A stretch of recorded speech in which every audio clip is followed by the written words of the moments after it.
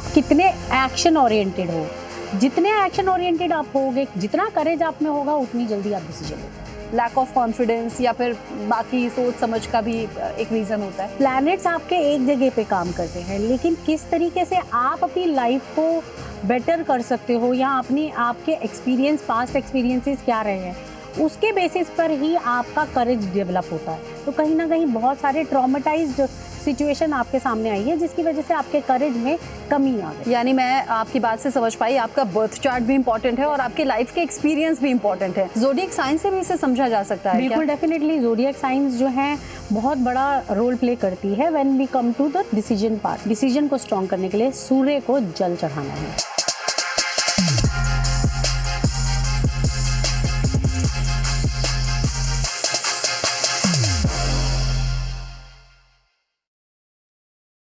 क्या आपको भी डिसीजन लेने में दिक्कत होती है, और वो डिसीजन कोई बड़ी डिसीजन नहीं, लाइफ बदलने वाले डिसीजन नहीं, बल्कि बहुत छोटे छोटे से डिसीजन है। आज मैं क्या पहनूं, आज मुझे क्या खाना चाहिए, मुझे वहां जाने के लिए कौन सा रास्ता लेना चाहिए, ये छोटे छोटे डिसीजन लेने में भी अगर प्रॉब्लम है, कंफ्यूजन है, तो वो कंफ्यूजन आपके अंदर है क्या, आपके स्टार्स में कुछ गड़बड़ है क्या, प्लैनेट्स कुछ इधर उधर है क्या, या फिर आपकी कुंडली में कुछ ऐसा दोष है जो आपको डिसीजन लेने में रोक रहा है या फिर कंफ्यूज कर रहा है। ऐसे तमाम सवालों के जवाब जानने के लिए मेरे साथ हैं बेहद खास मेहमान मान्या अदलखा जी। बहुत स्वागत आपका हमारे स्टूडियो में और हमारे खास शो में भी। उम्मीद करती हूँ ये कंफ्यूजन जो हमारे व्यूअर्स के मन में होगी वो आज आप दूर कर देंगी। बिल्कुल। क्या रीजन आपको समझ में आता है? बड़े डिसीजन समझ में आता है कि लाइफ चेंज हो जाएगी, या बहुत बड़े गोल को लेकर कोई डिसीजन है, लेकिन छोटे छोटे डिसीजन में भी अगर इतना कंफ्यूजन है तो वो क्यों? पर्सनैलिटी में कमी है, ग्रहों में कमी है, कोई दोष है, क्या है? तो सबसे पहले जब अगर हम डिसीजन नहीं ले पाते ना, तो डिसीजन लेने के लिए क्या जरूरी है? कॉन्फिडेंस जरूरी है या करेज? ओके। तो वो देखना जरूरी है। लोग यहाँ फंस जाते हैं कि कॉन्फिडेंस होगा तो जो है हम जो है डिसीजन ले पाएंगे। डिसीजन लेना यानी कि एक्शन लेना, तो इसका मतलब करेज इंपॉर्टेंट है। तो कुछ प्लैनेट्स हैं जो कि इम्बैलेंस, जिनके इम्बैलेंस होने की वजह से कहीं ना कहीं ये प्रॉब्लम आ पाती है। अगर हम बात करें मून की, अगर मून आपका अनस्टेबल है, इमोशनली आप वीक हो, तो आप डेफिनेटली जल्दी से डिसीजन नहीं ले सकोगे। मरकरी अगर इम्बैलेंस है तो कहीं ना कहीं जो है आप फिकल माइंड की वजह से दिक्कत आपको आएगी आगे। उसके अलावा अगर शनि आपका जो है इम्बैलेंस है, या शनि आपकी ऐसी जगह पर, आपके ऐसे गलत हाउस में बैठा है जहाँ पे वो उसका इम्पैक्ट रॉन्ग आ रहा है, तो भी कहीं ना कहीं आपको ये प्रॉब्लम आ सकती है। इसके अलावा जुपिटर, क्योंकि वो एक विजडम देने वाला जो है प्लैनेट है। जुपिटर अगर आपके सही राशि में बैठा है या सही घर में बैठा है तो डेफिनेटली वो आपको विजडम देगा। नहीं तो अगर वो कहीं रॉन्ग राशि में बैठ गया या रॉन्ग घर में बैठ गया प्लैनेट, तो डेफिनेटली वो कहीं ना कहीं आपको आपके कामों में या आपके जो डिसीजंस है उसको वो गलत लेकर जाएगा।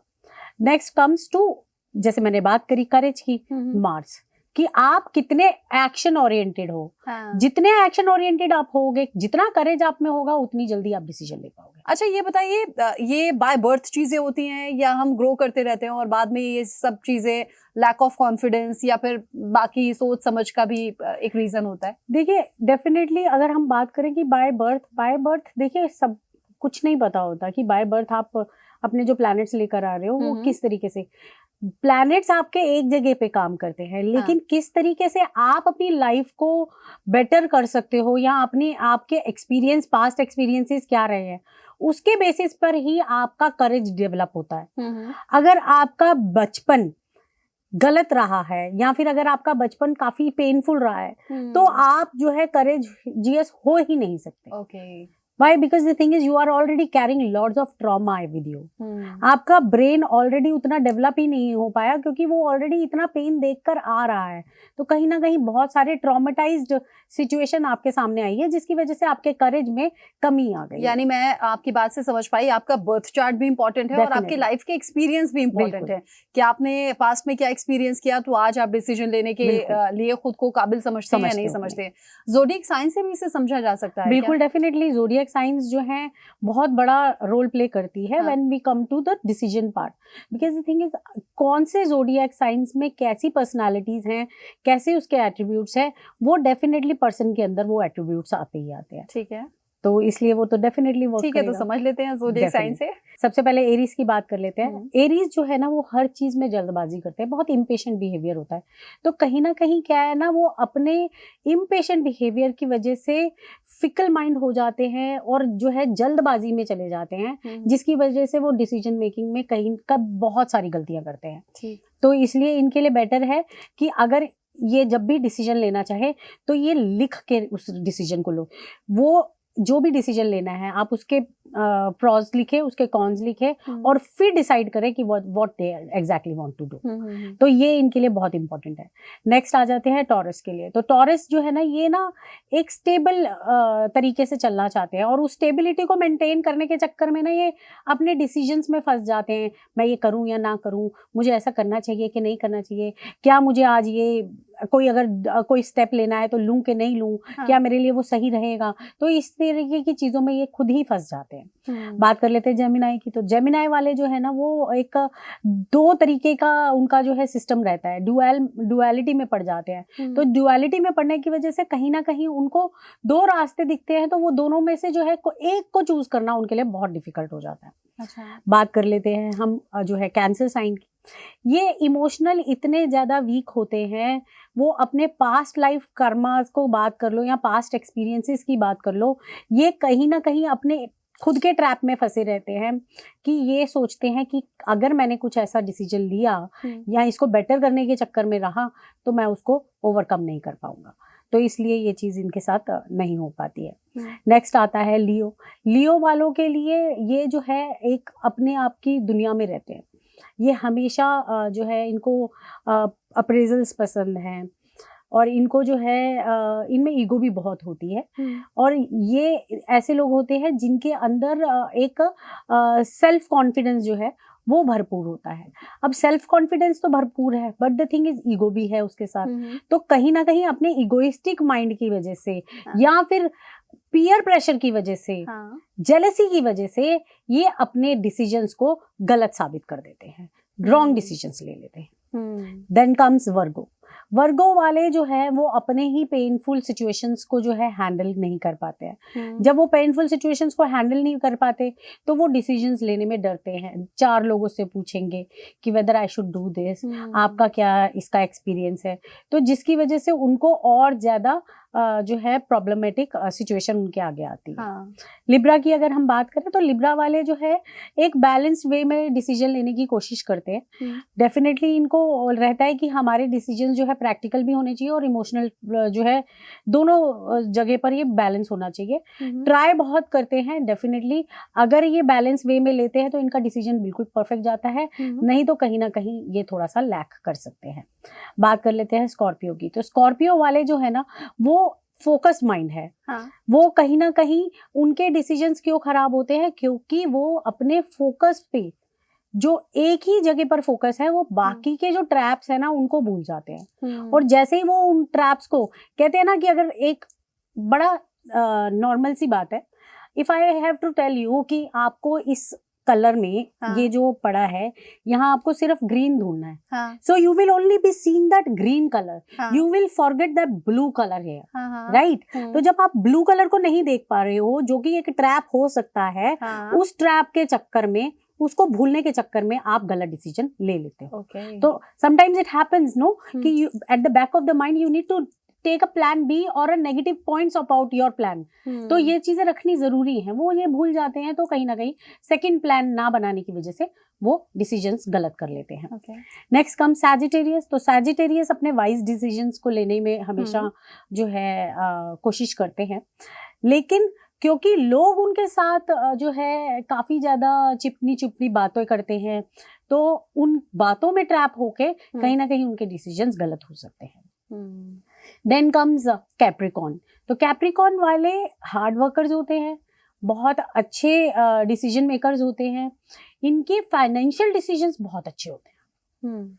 लेकिन जब हम बात करते हैं ना लव लाइफ की या इनके इमोशनल लाइफ की, तो वहां ये डिसीजन लेने में कहीं ना कहीं लैक कर जाते हैं।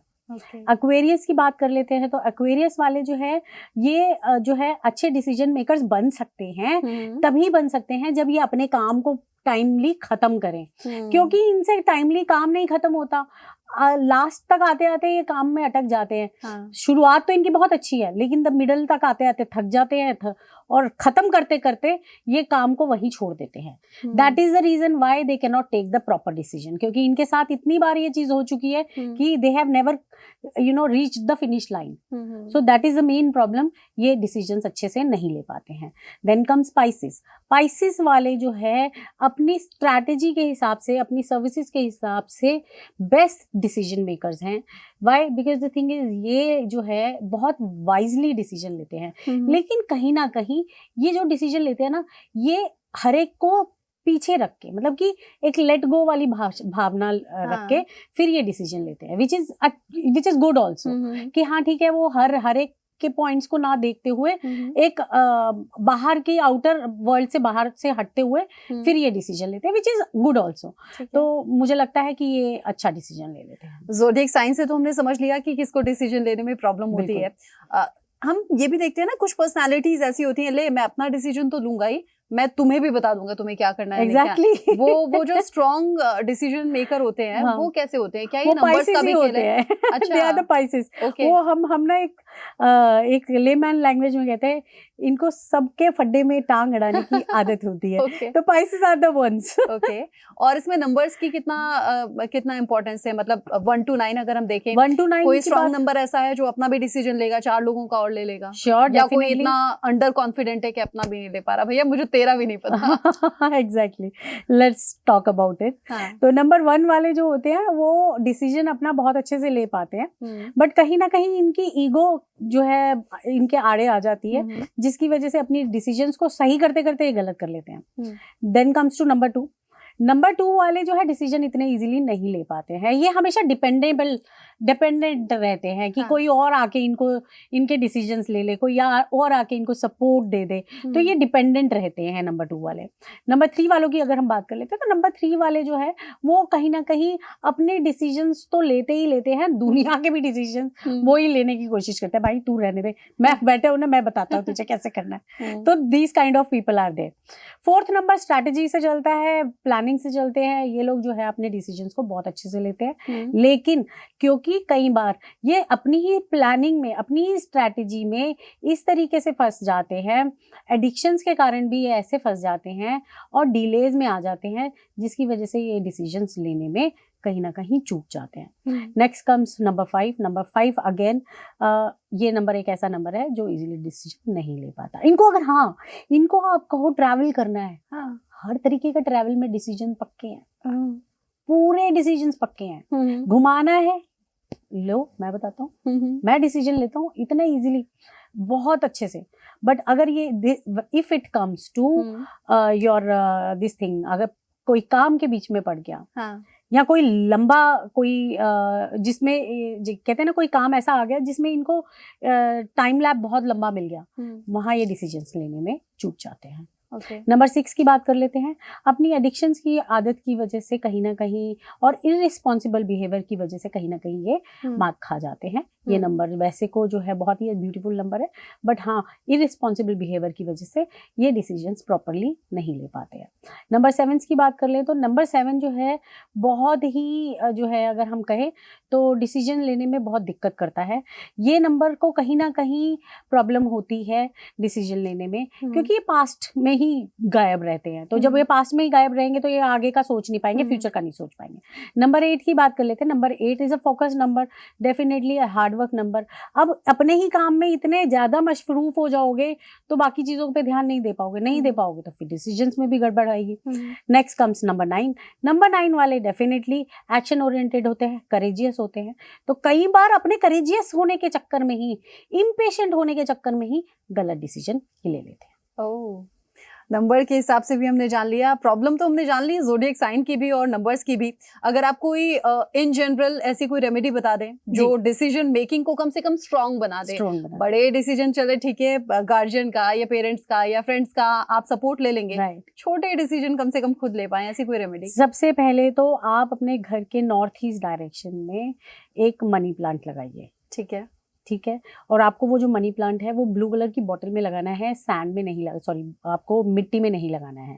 तो ये वो ब्लू कलर की बॉटल में पानी में आप इसको मनी प्लांट को लगाइए, ये आपके डिसीजंस को बेटर करेगा। सेकंड, आप अपने नॉर्थ ईस्ट में एक ऐसी पेंटिंग लगाइए जिसके अंदर एक रास्ता बना हुआ है जो ओवर एक ऑनगोइंग रास्ता है, हाँ। उसको आप रेगुलरली देखिए, तो वो भी आपके डिसीजंस को बेटर करेगा। थर्ड जो आप ये कर सकते हैं कि आप जो है रुद्राक्ष पहने, आप 5 मुखी रुद्राक्ष पहने, या फिर आप जो है अपने डिसीजंस को अगर स्ट्रॉन्ग करना चाहते हैं तो आप 14 मुखी रुद्राक्ष पहने, which is very good for you. Third, आपको जो है क्या करना है, आपको सिर्फ और सिर्फ अपना डिसीजन को स्ट्रॉन्ग करने के लिए सूर्य को जल चढ़ाना है। सुबह उठते ही विदिन 2 आवर्स ऑफ सनराइज आप सूर्य को जल चढ़ाएं, डेफिनेटली आपकी डिसीजन मेकिंग जो है बेटर हो जाएंगे। तो ये छोटे छोटे रेमेडीज हैं, आप करके देखिए, आपको डेफिनेटली रिजल्ट आएगा। यानी प्रॉब्लम भी बता दी है और सोल्यूशन भी बता दिया है। मान्या, थैंक यू सो मच। और आज के इस टॉपिक से बड़ा रिलेट में कर पाई। रिलेटेबल इसलिए भी था क्योंकि मैं डिसीजन ले सकती हूँ। आज के खास एपिसोड में बस इतना ही। अगले एपिसोड में फिर आपसे मुलाकात होगी किसी और इंटरेस्टिंग टॉपिक के साथ।